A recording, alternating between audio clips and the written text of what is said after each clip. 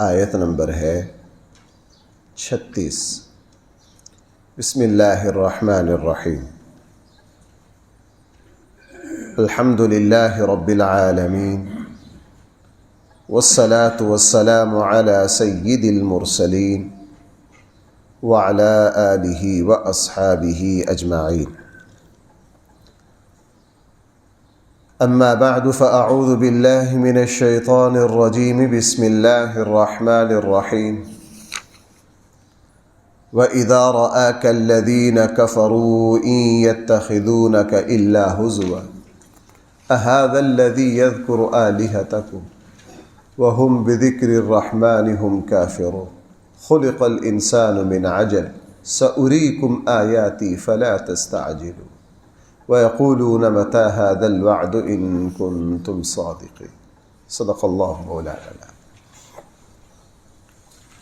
ان آیات میں قرآن کریم نے میرے اور آپ کے سامنے دو باتیں بیان کی۔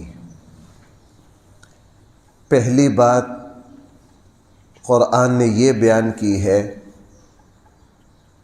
کہ رسول اللہ صلی اللہ علیہ وسلم کے زمانے کے کافروں کا نبی کریم صلی اللہ علیہ وسلم اور آپ کے ماننے والوں کے ساتھ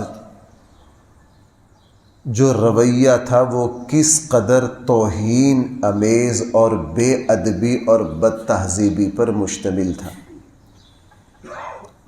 اور عموماً یہ بات بتلا دی کہ قیامت تک کے لیے یہ اصول سمجھ لینا چاہیے کہ جو مسلمان حق پر ہوں گے، سچائی پر ہوں گے، اللہ کے دین پر قائم رہیں گے، ان کو بھی اسی طرح کی بے ادبی اور بد تہذیبی کا سامنا کرنا پڑے گا جس کا سامنا نبی کریم صلی اللہ علیہ وسلم اور آپ کے صحابہ کو کرنا پڑا۔ قرآن کریم نے فرمایا یہ کافر لوگ جب رسول اللہ صلی اللہ علیہ وسلم کو دیکھتے ہیں یتخذونک الا ہزوا، یہ آپ کا مذاق اڑاتے ہیں، آپ کی توہین کرتے ہیں، آپ پر جملے کستے ہیں، آپ پر اعتراض کرتے ہیں۔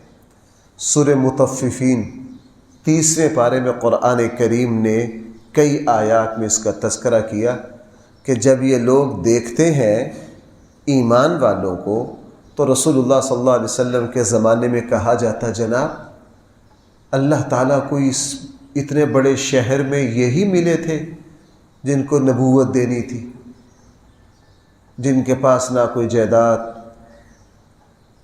جن کے پاس نہ کوئی ظاہری مال و دولت۔ صحابہ اکرام کو دیکھ کر کہتے جناب یہ لوگ جن کے لباس پھٹے پرانے، جن کے پاس ذاتی سواری نہیں ہے، جن کے پاس ذاتی جائیدادیں نہیں ہیں، یہ کہتے ہیں جناب ہمیں جنت ملے گی، ہمیں جنت کی حوریں ملیں گی، ہمیں جنت میں یہ ملے گا۔ سورہ نجم میں ہے، سورہ نجم میں ہے فَلَا تُزَكُّوا أَنفُسَكُمْ هُوَ أَعْلَمُ بِمَنِ اتَّقَى۔ ان آیات کا شان نزول کیا تھا؟ غالباً امیہ بن خلف نے یہ کہا تھا حضرت عبداللہ ابن مسعود کو کہ یار اگر مرنے کے بعد کی زندگی ہے، آگے جنت ہے، جنت کی نعمتیں ہیں، تو تمہارے جیسے مکہ کے کمی کمین لوگ تو جنت تک پہنچ جائیں اور ہم مکہ کے سردار اور بیت اللہ کے متولی پیچھے رہ جائیں، یہ کیسے ہوگا؟ یا تو مرنے کے بعد کی زندگی ہے نہیں، اگر ہوئی تو ہم تم سے آگے ہوں گے۔ اس پر سورہ نجم کی آیت کا وہ حصہ اترا فَلَا تُزَكُّوا أَنفُسَكُمْ۔ اپنے مرتبے، اپنے قصیدے نہ گاؤ، اللہ تعالیٰ کو اچھی طرح پتہ ہے کہ کون تقوی پر ہے۔ رسول اللہ صلی اللہ علیہ وسلم آپ کے ماننے والوں کو، حق بات کہنے والوں کو، صحیح مسلمان کو ایک سبق دیا گیا ہے کہ جناب ایسا ممکن نہیں کہ تم حق پر قائم ہو تمہیں حقیر نہ سمجھا جائے، ایسا ممکن نہیں تم سچائی پر کھڑے ہو تمہیں توہین، اہانت، بے ادبی بد تہذیبی تمہارے ساتھ نہ کی جائے۔ کیوں؟ انبیاء علیہ السلام سب سے بڑے معزز ہیں۔ بھئی سب سے بڑے معزز کون ہیں؟ انسانیت کا سب سے اونچا طبقہ جو ہے وہ انبیاء علیہ السلام۔ حضرت نوح علیہ السلام کے بارے میں روایات میں کیا آتا ہے؟ حالانکہ نوح علیہ السلام بہت بڑی عمر کے تھے، اپنی قوم میں سے بعضوں کے باپ کے درجے میں آتے تھے، بعضوں کے دادے کے درجے میں آتے تھے، بعضوں کے پردادے کے درجے میں آتے تھے۔ اللہ نے عمر اتنی لمبی دی تھی، لیکن نوح علیہ السلام کو اٹھا کر باہر کہیں پھینک آتا ہے۔ نوح علیہ السلام کے گلے میں کپڑا ڈال کے گھسیٹتے۔ کون کون سی توہین ہے جو ان کے ساتھ نہیں کی گئی۔ اس لیے قرآن کریم نے ایک بات تو رسول اللہ صلی اللہ علیہ وسلم آپ کے ماننے والوں کو یہ فرمائی ہے کہ تمہاری نگاہ اس پر نہ ہو کہ لوگ تمہارے ساتھ کیا کر رہے ہیں، تمہاری توجہ اس پر رہے کہ اللہ تمہارے ساتھ۔ بھائی میں نے ابھی اسی جمعے میں وہ رسول اللہ صلی اللہ علیہ وسلم کی حدیث سنائی تھی کہ حضور نے کیا فرمایا کہ جنت میں جانے والے اکثر لوگ کون ہیں؟ گمنام۔ بھائی صحیح حدیث ہے، جنت میں جانے والے اکثر کون ہیں؟ گمنام۔ دنیاوی اعتبار سے ان کا کوئی خاص تذکرہ نہیں، کوئی ذکر نہیں، معاشرے میں کوئی ایسا نہیں کہ وہ جدھر سے گزرے لوگوں کی نگاہیں اٹھیں، لوگ ان کے استقبال کے لیے کھڑے ہوں۔ فرمایا کہ ایسے اللہ کے نبی نے فرمایا میں نے دیکھا کہ جنت میں جانے والے اکثر لوگ ایسے ہیں جو دنیا کے کوئی مشہور اور شہرت یافتہ نہیں ہیں، لیکن وہ اندر سے بہت متقی، پرہیزگار، بہت صاحب کمال و اوصاف۔ جب ایسا عمل آتا، اگلی بات قرآن نے، میں نے کہا تھا یہاں دو باتیں ارشاد فرمائی ہیں۔ دوسری بات، یہ جو دوسری بات قرآن نے فرمائی یہ کافر کے لیے بھی ہے، مسلمان کے لیے بھی ہے۔ کافر یہ کہتے کہ جناب اگر ہم غلط ہیں، آپ صحیح ہیں، تو پھر ہم پر عذاب کیوں نہیں آتا؟ بھائی کافر کیا کہا کرتے تھے؟ اگر ہم غلط ہیں، آپ لوگ صحیح ہو، تو ہم پر عذاب کیوں نہیں آتا؟ یہ بات میں نے بہت مرتبہ بیان کیا۔ سورہ انفال میں ایک بدبخت نے کیا کہا تھا؟ ان کان ھذا ھو الحق من عندک فامطر علینا حجارۃ من السماء۔ بھائی ذرا سننا، اتنی بڑی جسارت، توبہ توبہ توبہ، اللہ تعالیٰ کے عذاب کو اس طرح للکارنا۔ مکہ کے کافر نے، سورہ انفال میں ہے، قرآن اس کو ذکر کر رہا ہے 10ویں پارے میں، مکہ کے ایک بڑے سردار نے رسول اللہ صلی اللہ علیہ وسلم کی طرف اشارہ کر کے کہا تھا ان کان ھذا ھو الحق من عندک، اے اللہ اگر آپ کا حق یہ ہے نا تو ونعوذ باللہ فامطر علینا حجارۃ من السماء، تو آسمان سے ہمارے اوپر پتھر برسا دے، ہمیں یہ حق منظور نہیں ہے۔ اور اس کے مقابلے میں مسلمان بھی ایک جذبے سے دو چار ہوتے، مسلمانوں کو یہ خیال آتا اور آج بھی آتا ہے کہ جب یہ اتنے بڑے منکر اللہ اور اس کے رسول کی اتنی توہین کرنے والے ہیں، پھر اللہ تعالیٰ عذاب کیوں نہیں بھیجتے ان پر جلدی عذاب آ جانا چاہیے۔ قرآن کریم نے اس کا بھی جواب دیا، فرمایا خلق الانسان من عجل، ہم نے تمہارے مزاج میں جلد بازی رکھی ہے، تمہیں اللہ کے ضابطوں کا پتہ نہیں ہے۔ انسان بس جلد باز ہے، جلدی انتقام لینے والا ہے، یہ چاہتا ہے کہ فی الفور سب کچھ ہو جائے۔ اللہ تعالیٰ کا نظام ایسا نہیں ہے۔ اس لیے فرمایا سورہ بنی اسرائیل میں ہے وَكَانَ الْإِنسَانُ عَجُولًا، ہم نے انسان کو جلد باز بنایا۔ اللہ خود فرما رہے ہم نے انسان کو کیا بنایا ہے؟ جلد باز۔ اگر ہماری جلد بازیوں کے مطابق اللہ فیصلے کرنے لگ جائے تو بھائی پھر تو سارا نظام کیا ہو جائے۔ مثلا ایمان والوں کی تمنا تھی کہ اللہ ان کافروں کو جلدی پکڑ لے، اگر اللہ جلدی پکڑ لیتے تو بعد میں جو بڑے بڑے کافر مسلمان، خالد بن ولید تو کب سے کچلے جاتے، میدان احد میں جو شکست ہوئی ہے وہ کس کی وجہ سے ہوئی ہے؟ خالد بن ولید کی وجہ سے۔ اگر اللہ جلدی پکڑ لیتے تو بعد میں عظیم الشان خدمات جو حضرت خالد بن ولید نے اسلام کی سربلندی کے لیے انجام دی، ان کا سوال ہی پیدا نہیں ہوتا۔ اس لیے قرآن کریم نے دوسری بات یہ فرمائی کہ تم جلد باز ہو۔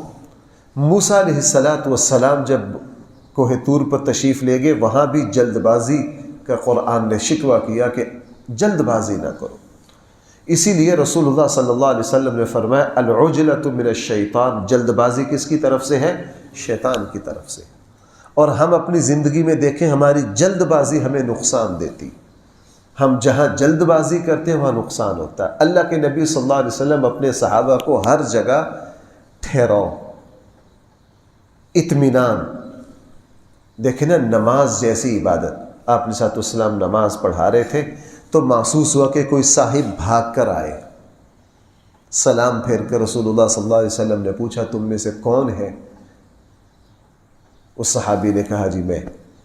اللہ کے نبی نے فرمایا اللہ تعالیٰ تیری نماز کی طرف حرص کو اور بڑھائے، لیکن اطمینان سے آیا کرو۔ اس لیے شرعی مسئلہ کیا ہے؟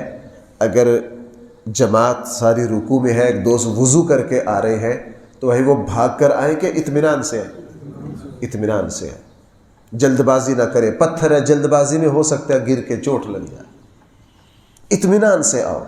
اگر رکعت نکل گئی ہے کوئی بات نہیں، اس کو دوبارہ پڑھ۔ اللہ کے نبی نے صحابی سے یہ فرمایا اطمینان سے آؤ، اگر تمہیں نماز کی رکعت مل جائے پڑھ لو، چھوٹ جائے تو اس کو بعد میں کیا کر لو؟ مکمل کر لو۔ اس لیے رسول اللہ صلی اللہ علیہ وسلم نے پھر اپنے صحابہ کو ہر جگہ تلقین کی کہ تم نے اپنے آپ کو جلد بازی سے بچانا ہے، چونکہ جلد بازی جو ہے یہ کس کا عمل ہے؟ رسول اللہ صلی اللہ علیہ وسلم کی خدمت میں ایک وفد آیا ملاقات کے لیے۔ یہ حضور علیہ السلام کی خدمت میں جو وفد آئے ہیں یہ اللہ کے نبی کی آخری زندگی میں زیادہ آئے۔ ایک قبیلہ مسلمان ہو گیا اور اس قبیلے کا نمائندہ وفد نبی کریم صلی اللہ علیہ وسلم سے اسلام کی باتیں کچھ سیکھنے حضور کی زیارت کرنے آیا۔ چونکہ یہ لوگ پہلے سے مسلمان تھے تو ان کو بڑی تمنا تھی کہ مدینہ جا کے اللہ کے نبی کی زیارت کریں۔ مدینہ جا کے کس کی زیارت کریں؟ ظاہر ہے بھائی اللہ کے نبی کی زیارت کرنا یہ چھوٹا اعزاز ہے، اس سے بندہ کیا بنے گا؟ صحابی رسول بنے گا۔ اتنا بڑا اعزاز۔ یہ لوگ جب ان کا قافلہ مسجد نبوی کے قریب آیا نا تو اللہ کے نبی کی زیارت کے شوق میں انہوں نے اپنی اونٹوں سے چھلانگیں لگا دی، اپنے اونٹ بھی نہیں باندھے، اور بھاگ کے کہ اللہ کے نبی کو دیکھے جا کے، اللہ کے نبی کو دیکھے۔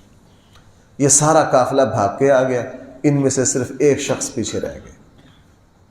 بھئی وہ کس چیز سے ابھی تک پیچھے؟ اللہ کے نبی کی زیارت سے پیچھے رہ گئے۔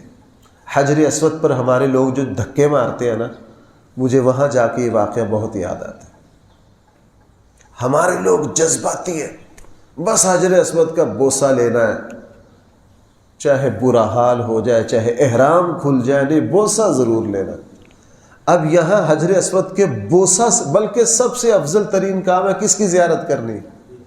نبی کریم صلی اللہ علیہ وسلم۔ یہ قافلہ آیا، جیسے ہی مسجد کے قریب آیا سب نے اونٹوں سے چھلانگیں لگا دی، بھاگے سارے، نہ کسی نے اونٹ باندھا، سفر سے آئے تھے، غد و غبار۔ اللہ کے نبی ان سب سے ملے، پورے قافلے میں سے ایک شخص رہ گئے۔ انہوں نے اطمینان سے اپنے سارے اونٹوں کو باندھا، ان کو پانی ڈالا، ان کو چارہ ڈالا۔ اس کے بعد انہوں نے دیکھا کہ میرے کپڑے میلے کچیلے، پتہ کیا کوئی چشمہ ہے، فلاں جگہ ہے، چشمے پر گئے، وہاں جا کے غسل کیا، کپڑے بدلے۔ تو بھائی اس میں دیر لگی ہوگی کہ نہیں؟ اچھی خاصی دیر لگی۔ یہ سارے جو جلدی میں آئے تھے، جلد بازی میں آئے تھے، اللہ کے نبی کے پاس بیٹھ کے اللہ کے نبی نے خیریت ابتدائی تعارفی کلمات کے بعد پوچھا تمہارا کوئی ساتھی پیچھے بھی ہے؟ انہوں نے دیکھا، دیکھ کے کہا جی ایک ساتھی پیچھے رہ گئے۔ اللہ کے نبی خاموش رہے، کوئی بات نہیں فرمائی، چلو ان کو آ جانے۔ یعنی اللہ کے نبی نے اپنی مجلس کو روک دیا۔ اللہ کے نبی نے بھائی کیا کر دیا؟ اپنی مجلس کو روک دیا۔ اب وہ صحابی ان کو اونٹ باندھنے، پانی پلانے، چارہ ڈالنے، نہانے، لباس بدلنے، آنے جانے میں دیر لگی، اور انہوں نے اچھی طرح غسل کیا، لباس پہن کے پھر اطمینان سے آئے اور اطمینان سے اللہ کے نبی کی زیارت کی، آ کر بیٹھے۔ جب وہ آ گئے تو اللہ کے نبی نے ان کی تعریف میں اتنی باتیں فرمائیں، دو باتیں بہت اللہ کے نبی نے فرمایا کہ تیرے اندر دو خصلتیں ایسی ہیں جو اللہ تعالیٰ کو بہت زیادہ پسند آئیں، یعنی اس وقت تو اللہ تعالیٰ کا محبوب بندہ ہے، اس وقت تو کیا ہے اللہ تعالیٰ کا وہ کیا، فرمایا کہ تیرے اندر یہ جو اطمینان ہے نا، اور دوسرا تیرے اندر جو ٹھہراؤ ہے، تیرے اندر جو جلد بازی نہیں ہے، ہر کام کو اطمینان سے کرنا، یہ اللہ تعالیٰ کو بہت پسند ہے، یہ اللہ تعالیٰ کو بھائی کیا ہے، بہت پسند ہے۔ انسان کے کام میں حسن و جمال آتا ہے ٹھہراؤ سے۔ میں معدے کی تکلیف کی وجہ سے کچھ باتیں پڑھتا، جب بندہ کسی تکلیف میں مبتلا ہوتا کچھ چیزیں پڑھتا ہے، پھر میں ایک مضمون پڑھ رہا تھا اس پر، انہوں نے کہا جناب انسان جو ہے نا، اس کو کھانا کھانے میں آدھا گھنٹہ لگنا چاہیے، اس کو بہت ٹھہر ٹھہر کے کھانا کھانا چاہیے۔ ہم جلدی جلدی کھاتے اور جلدی جلدی پیتے، اس لیے ہماری صحتوں پر برا اثر پڑتا ہے۔ کس طرح کھانا چاہیے؟ انہوں نے کہا جناب یہ جو پانی ہے نا، اس کو تو چائے کی طرح پیو، اور واقعی جن دوستوں کو زیادہ پیاس لگتی ہے وہ تھوڑا تجربہ کر کے دیکھے، میں نے بھی کر کے دیکھا ہے تجربہ۔ ایک ہے ابھی گرمی آ رہی ہے، ٹھنڈا پانی کا گلاس منہ کو لگایا، اوگ گیا، اس کو 10 منٹ آدھے گھنٹے کے بعد پھر پیاس لگ جائے گی۔ یہ اس طرح کے 10 گھنٹوں میں 40 گلاس پی جائے گا۔ اب دوسری طرح کرے، 10 گھنٹوں میں یہ چائے کی طرح ایک ہلکا ہلکا گھونٹ لگا کے آہستہ آہستہ پیے، دیکھیے 1-2 گلاس ہی 10 گھنٹے میں اس کے لیے کافی ہو جائے گا۔ اور جتنا ٹھہر ٹھہر کے پانی پیا جائے، اس لیے اللہ کے نبی نے کیا فرمایا، کم سے کم کتنے سانسوں میں، وہ کم سے کم ہے، وہ کم، اس میں بھی حکمت یہ ہے کہ ایک ہی سانس میں سارا پانی نہ پی جاؤ، کم سے کم 3 ہے، زیادہ سے زیادہ جتنے چاہو ٹھہر ٹھہر۔ اور یہی کھانا کھانے میں فرمایا کہ لقمے کو اچھی طرح کیا کرو، چباؤ، ٹھہر ٹھہر کے کھاؤ۔ ٹھہر ٹھہر کے کھانے سے تھوڑا سا کھانا کافی ہو جاتا ہے، صحت کے لیے کیا رہتا ہے۔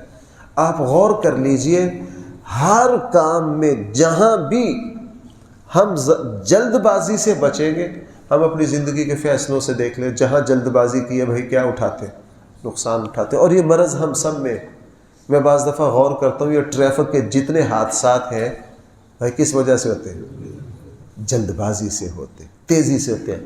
معمولی سا 2 منٹ کا انتظار کر لیا جاتا تو حادثے سے بچ جاتے، حادثے سے بھائی کیا ہو جاتا، بچت ہو جاتی۔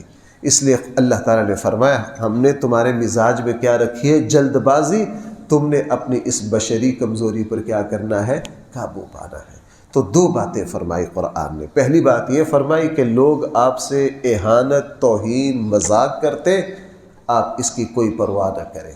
دوسری بات یہ ہے کہ اللہ تعالیٰ تمہارا جو مزاج ہے کہ ہر کام میں جلدی، اس لیے تم اپنے ہر مخالف کے بارے میں چاہتے ہو کہ اللہ جلدی اس کا صفایا کر دے، تم انتقام کے بارے میں جلد، دشمنی میں تم تیزی دکھاتے ہو، ہر معاملے میں تیزی دکھاتے ہو، نہیں، یہ تمہارے مزاج کی جلد بازی ہے، اللہ تعالیٰ کو یہ جلد بازی پسند نہیں ہے۔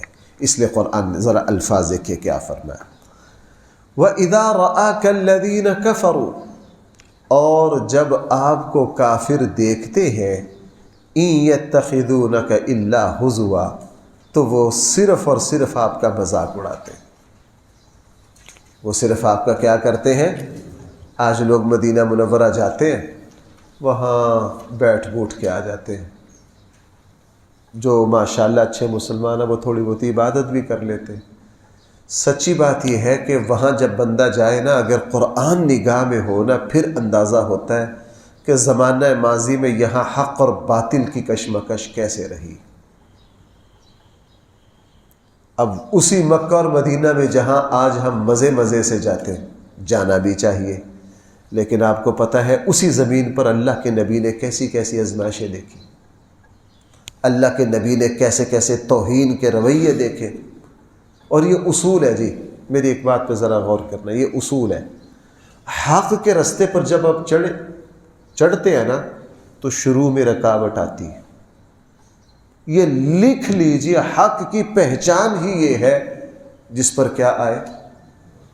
اکثر میرے ساتھ دو صحبہ، بہت ساری بیٹیاں مجھ سے میں پردہ کرنا چاہتی ہوں، میرا ارادہ ہے کہ میں برقع، میں پہلی بات ان کو جو سمجھاتا ہوں، بیٹی پہلی بات یہ یاد کر لو، پردہ اور برقع کا آپ آغاز کرو گی تو ایسا نہیں ہر طرف سے آپ کو داد ملے۔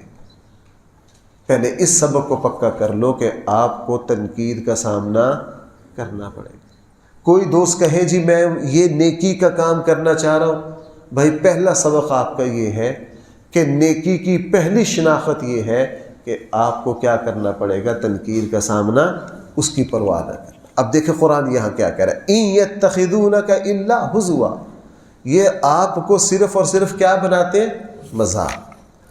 اور کیا کہتے ہیں، توبہ نعوذ باللہ، أَهَذَا الَّذِي، اور یہ ہے وہ شخص۔ بھائی آپ محسوس کر رہے ہیں اللہ کے نبی کو کیا کہہ رہے ہیں، یہ عربی کا بڑا، پنجابی کا نا، اوئے اے، اوئے تو ہے، اوئے یہ ہے، کس کو کہہ رہے ہیں، امام الانبیاء صلی اللہ علیہ وسلم کو۔ أَهَذَا الَّذِي، یہ ہے وہ، يَذْكُرُ آلِهَتَكُمْ، جو تمہارے خداؤں کا تذکرہ کرتا ہے، تمہارے خداؤں کا رد کرتا ہے، تمہارے معبودوں کو باطل ٹھہراتا ہے، یہ وہ۔ اللہ فرما رہے ہیں بے شرموں کو اپنا نہیں پتا، وَهُمْ بِذِكْرِ الرَّحْمَنِ هُمْ كَافِرُونَ، حالانکہ خود رحمان کے تذکرے کا انکار کرتے ہیں، اللہ کے تذکرے کو خود پسند نہیں کرتے، اللہ کے تذکرے کو خود پسند ہے۔ اگر اللہ کے نبی تمہارے باطل خداؤں کا بودا پن انسانیت کے سامنے بیان کر رہے ہیں تو نالائقو، تم تو اس اللہ کی توہین کرتے ہو جو زمین و آسمان کے خالق و مالک ہے۔ اگلی بات، خلق الانسان من عجل، ہم نے انسان کو جلد بازی کے مزاج میں پیدا کیا ہے، اس کے مزاج میں کیا ہے، جلد بازی ہے۔ سأریکم آیاتی، ان قریب ہم تمہیں اپنی نشانیاں دکھائیں گے، فلا تستعجلون، تم جلدی نہ کرو۔ ان قریب ہم تمہیں کیا دکھائیں گے، ہاں، اس لیے میری ایک بات میں ذرا سنیے، اللہ تعالیٰ کے اوپر بھی ہمیں بہت ساری باتیں چھوڑ دینی چاہیے۔ اللہ تعالیٰ پھر آہستہ آہستہ وہ نتائج دکھاتے ہیں۔ اللہ تعالیٰ آہستہ آہستہ کیا دکھاتے ہیں، بعد میں انسان کو سمجھ میں آتا ہے کہ اوہو، یہ جو دیر ہو رہی تھی نا، اللہ نے مجھے اس نعمت سے نوازنا تھا، اللہ نے مجھے کیا کرنا تھا، اس نعمت، میں جو جلدی چاہ رہا تھا، اگر میں اس وقت جلدی کر جاتا تو مجھے یہ نقصان ہو جاتا، مجھے یہ نقصان ہو جاتا۔ اللہ تعالیٰ کی شان ہے، اللہ تعالیٰ نے کچھ نہ کچھ دکھانا ہوتا ہے، یہ اللہ کا نظام ہے۔ اب میں کئی مرتبہ آپ سے عرض کیا ہے، اللہ کے نبی طائف سے واپس آئے تو بھائی فرشتے نے پوچھا کہ نہیں کہ ملیا میٹ کر دے سارا، مشہور ہے یہ تو بھائی ہر مسلمان کو پتہ ہے نا۔ طائف سے واپس آئے تو حضرت جبرائیل نے کیا کہا تھا، یہ وہ فرشتے ہیں جو پہاڑوں کا نظام سنبھالتے ہیں، ان کو حکم دیجئے طائف کے دونوں پہاڑوں کو کیا کر دے۔ تو اللہ کے نبی نے کیا فرمایا، نہیں میں رحمت للعالمین ہوں، یہ نہیں تو ان کی نسلوں میں سے کوئی۔ تو بھائی بعد میں پھر طائف کی نسل اسلام کو لے کے دنیا میں گئی کہ نہیں، ہندوستان میں محمد بن قاسم آئے ہیں، محمد بن قاسم طائف کے تھے، بنو ثقیف کے ہیں۔ اگر اس وقت ملیا میٹ کر دیا جاتا تو کیا ہوتا، کچھ بھی نہ ہوتا۔ اور اس کی بہت ساری مثالیں ہیں، بہت ساری مثالیں ہیں۔ اللہ جل جلالہ کی شان ہے، اور یہی میری اور آپ کی زندگی میں بھی یہی ہے۔ اس لیے حقیقت یہ ہے کہ ہمیں جلد بازی نہیں کرنی چاہیے، ہمیں اپنے معاملات میں جلد بازی، وہ اللہ ہم پر بہت مہربان ہے، اگر ہم کچھ کرنا چاہ رہے ہیں ہو نہیں پا رہا، اس کا بھی مناسب وقت نہیں آیا، اس کا بھائی ابھی مناسب وقت نہیں آیا۔ جب مناسب وقت ہوگا میرے اور آپ کے لیے، اللہ تعالیٰ خود اس کا کیا کر دیں گے، اس کا اظہار کر دیں گے۔ اس لیے فرمایا سأریکم آیاتی، ہم تمہیں اپنی بہت ساری نشانیاں دکھائیں گے، فلا تستعجلوا، تم جلدی نہ مچاؤ۔ کافروں کی ایک جلد بازی یہ ہے، وَيَقُولُونَ، کافر کہتے ہیں مَتَى هَذَا الْوَعْدُ، یہ قیامت اور عذاب کب آئے گا؟ ان کنتم صادقین، اگر تم سچے ہو تو لاؤ، جلدی کرو۔ اللہ تعالیٰ فرما رہے لو یعلم الذین کفروا، اگر کافر جان لے اس وقت کو جب عذاب آئے گا، لا یکفون عن وجوہہم النار، تو یہ اس عذاب کی آگ کو اپنے چہروں سے ہٹا نہ سکیں گے، ولا عن ظہورہم، نہ اپنی پشتوں سے اس جہنم کی آگ کو، عذاب کی آگ کو ہٹا سکیں گے، ولا ہم ینصرون، اور نہ ان کی کوئی مدد ہے، بل تأتیہم بغتتاً، ہمارا عذاب تو پھر اچانک پکڑتا آ کے، اچانک پکڑ کے تہ و بالا کر دیتا ہے، فلا یستطیعون ردہا، اور پھر جب ہمارا عذاب آتا ہے پھر اس کو کوئی روکنے کی طاقت ہے، ولا ہم ینظرون، آنکھیں پھٹی کی پھٹی رہ جاتی ہیں جناب اس وقت۔ حدیث میں آتا ہے اللہ تعالیٰ کا عذاب، جب قوم لوط پر عذاب آیا وہ اپنی بالکل نارمل حالت میں تھے، کوئی پانی لے رہا ہے، کوئی پی رہا ہے، کوئی کھانا، اچانک کیا آیا؟ عذاب آیا۔ اس لیے رسول اللہ صلی اللہ علیہ وسلم کو جو میں نے بات یہ کہی تھی نا شروع میں کہ جناب جو بھی خیر اور حق کے راستے پر چڑھے گا اس کو توہین، استہزاء کا سامنا کرنا پڑے گا، آخر میں پھر قرآن نے اس مضمون کو مکمل کرتے ہوئے کہا وَلَقَدِ اسْتُهْزِئَ بِرُسُلٍ مِّن قَبْلِكَ، یقیناً آپ سے پہلے رسولوں کا مذاق اڑایا گیا۔ بھائی کن کا مذاق اڑایا گیا؟ رسولوں کا مذاق اڑایا گیا۔ فَحَاقَ بِالَّذِينَ سَخِرُوا، پھر گھیر لیا اس عذاب نے جس کے بارے میں لوگوں نے مذاق اڑایا تھا، مَا كَانُوا بِهِ يَسْتَهْزِئُونَ، جس نبیوں کی باتوں کو لے کر کدھر ہے تمہارا اللہ؟ کہاں ہے عذاب؟ کہاں ہے تمہارے یہ وعدے؟ تمہارے اللہ کو کہو لاؤ ہم پر عذاب۔ یہ جو انہوں نے باتیں کہی تھی، پھر جب عذاب آیا پھر اس نے کیا کیا؟ ان کو جکڑ لیا اور پکڑ لیا۔ یہی اللہ کا ضابطہ ہے۔ اللہ تعالی ہم سب کو صحیح فہم عطا فرمائے۔ الحمدللہ رب العالمین، والصلاة والسلام علی سید الانبیاء والمرسلین وعلی آلہ واصحابہ اجمعین۔ ربنا آتنا في الدنيا حسنة وفي الآخرة حسنة وقنا عذاب النار۔ صلی اللہ تعالی علی خیر خلقہ سیدنا و مولانا محمد وآلہ واصحابہ اجمعین برحمتک یا ارحم۔